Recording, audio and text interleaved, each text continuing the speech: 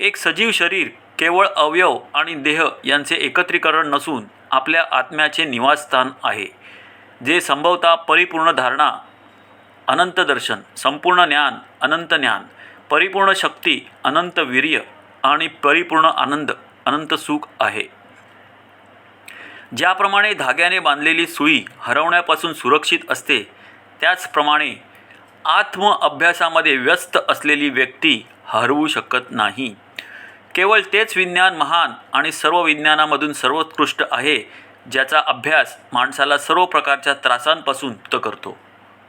ज्या गोष्टीच्या सहाय्याने आपण सत्य जाणून घेऊ शकतो, अस्वस्थ मनावर नियंत्रण ठेवू शकतो आणि आत्म्याला शुद्ध करू शकतो, त्यालाच ज्ञान म्हणतात. काहीतरी मिळवण्याचा अभिमान बाळगू नका आणि काहीही गमावण्याचे दुःख बाळगू नका.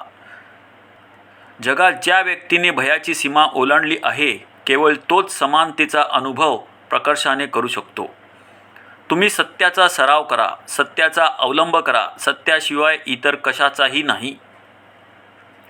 जरी एखाद्याने डोक्यावर केस गुंडाळलेले असोत किंवा डोक्याचे मुंडन केलेले असो, तो नग्न राहत असो किंवा चिंध्या घातलेला असो, परंतु तो जर फक्त खोटं बोलत असेल तर हे सर्व व्यर्थ आणि निष्फळ आहे.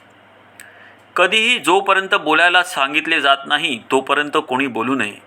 आपण इतरांच्या संभाषणात अडथळा आणू नये. प्रत्येकाने बोलण्याच्या शिस्तीमध्ये असत्य बोलण्याचे टाळणे आणि मौन पाळणे समाविष्ट आहे. प्रत्येक भिक्षुकाने जो त्याच्याशी वाईट व्यवहार करतो त्याच्यावर रागावू नये, अन्यथा तो अन्यानी माणसासारखा होईल.